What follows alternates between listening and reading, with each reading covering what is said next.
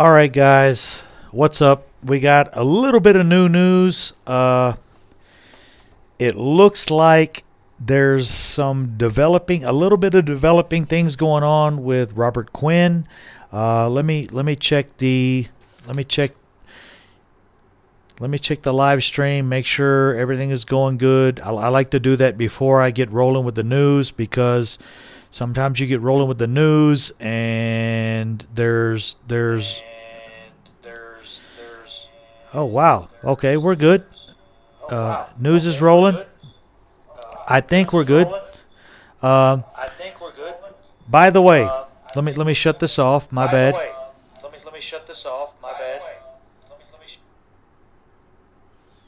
There we go. Got the volume cut off. Wanted to let you guys know there is a little bit of development on the Robert Quinn situation. Things are developing slow, but things are developing. Still, I think Cowboys are number one in the acquisition of Robert Quinn, which is a good thing. And the reason I think that is going down as it is because let me get these goofy things off let's throw up a music video. And I'm not gonna play the music, but at least we got a music video up there. That way I can concentrate on you guys. I can concentrate on the board here and see how things are going. As of right now, it looks like the New Orleans Saints have transitioned into tight end. It looks like the New Orleans Saints' concern right now is tight end, and they've went away from searching for that defensive player that they were searching for. I don't know why. I don't know if the proposition from let me scoot this forward a little bit. Actually, I don't know if the proposition from Robert Quinn was too deep, but what we got going on right now, hey, that's my song in the background, guys. Don't know if you guys can see it. That's my homeboy right there. Anyways, it looks like the Dallas Cowboys really have a good stronghold, kind of a chokehold on the situation with Robert Quinn. The thing is, it looks like the Saints aren't going to sign him. It looks like they're more interested in a tight end. It looks like that's their position of need. So if the Saints are more interested in tight end, that kind of puts Robert Quinn down on their needs of importance. So there is a good possibility that we're going to be able to work out a deal with Robert Quinn, which is good with the situation with Tyrone Crawford going on. Also, the contract with D-Law. You know, guys, as you guys know, we're still trying to work this situation out with D-Law, and that is very important. So my thing is, seriously, right now, you approach D-Law. You say, hey, we need to get this done right now. If he stands his ground, if he doesn't bend, if he doesn't give in at all, I would flip over, and I would revert all of my concentration to Robert Quinn and get the guy signed, because he's a lot cheaper. His production is there. Things are going well with him. Get him signed, and then go back to D-Law and say, okay, look, we've signed somebody else. If you're here with us, you're here with us. If you're not, let us know. We have to move on. And do not give D-Law too much money at his position, where this is the thing, guys. At this point, every penny Jerry Jones has in his pocket, belongs to the Dallas Cowboys. It does. It belongs to us. And if he makes, with all the power Jerry Jones and Will McClay and Stephen Jones and the fucking carrot, all the power they have, if they make the wrong decision, they can screw us for the whole year. So we have to let them evaluate the players. We have to let this unfold properly. If D-Law is asking for too much, I know you have a lot of people out there saying, let me give you bland statements, which there's a lot of them.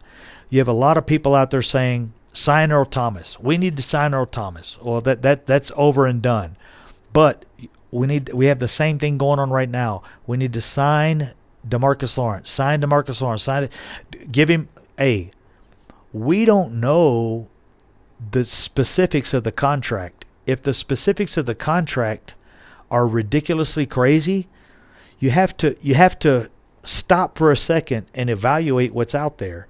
You have to evaluate what are the possibilities if we let him walk and we free up $25 million a year for the next 5 years. Could we spend that better on other players? Are there other players out there right now that we could bring in 2 or 3 players instead of getting 12 sacks from one player? We could get 6 sacks from 3 players for the same price, which is 18 sacks versus, 18 sacks versus 12 sacks. I mean, those are the things we have to look at, and that's why these things take so long. Right now, it's a lock. They are definitely talking about looking at Robert Quinn as coming in, but there's a situation with his salary. He's owed $11.8 million. Somebody has to pay that. Either the Cowboys have to pay it, or the Dolphins have to pay it, or we have to split that. But he is owed by contract 2019. He's owed $11.8 million. Somebody has to pay it. We could sign him and we could sign him and give the Dolphins a draft pick and ask them to, hey, we'll sign him, we'll give you the draft pick, but you have to pay $4 million of his salary, or $5 million, or $6 million, or that his salary has to be paid. That's a contract. He's owed that. Nobody can take that away from him. But the thing is, somebody has to pay it. He's owed $11.8 million this year, and that's what he wants.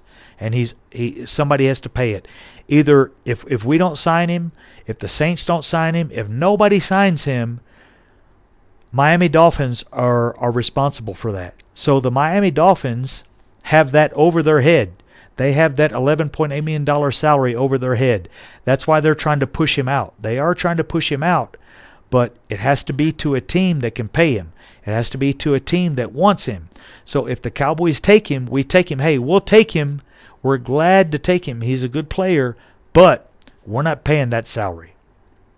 So that's why there was a discussion with Jerry Jones at the Star yesterday, and today there's still negotiations going on. His contract is a little more complex because he has 1 year left than the normal contract. So it'll happen. He's going to leave Miami. There's no way Miami's going to keep him. Well, they actually could. They could say, you know what? Let's pay him his $11 million. Let's bring him back. Let's keep him here. But they're having issues with salary cap, so they want to dump that salary cap. But the Cowboys aren't going to take that full salary cap. So that's where we stand right now. Hey, my Cowboys family, I'm not paying attention to the chat box at all. I apologize. Mike Clark in the house. But that's where we stand. The Cowboys want to sign the guy, but they don't want to pay his full salary. And the reason is Jerry Jones is a businessman. I'm going to tell you right now, I'm a businessman. I deal with billion-dollar contracts annually. And you never walk into a room and just give things up. Jerry Jones walks in no matter what. If he wants a contract, you still negotiate. You still try to get the best deal you can. And he's not going to walk out of a room. He's not going to walk out of a room and feel like he got screwed. If he thinks he can manipulate you, and he can manipulate the Miami Dolphins right now, because the Miami Dolphins they really want to get rid of this guy because of a salary cap situation. So if they can dump him on the Cowboys, they will. But Jerry Jones knows that. all these contracts are open negotiation. It's called what we call in the contract business. It's called open bidding. It's open bidding. So you get to see the contracts. You get to see Miami Dolphins contracts. You can see the Cowboys contracts. You can see Randall Quinn's contract, or Robert Quinn's contract. So if you can see it, it benefits the player sometimes. So the Cowboys know exactly what's going on. They know the Dolphins are trying to get rid of him because they don't think he's worth what he's asking for.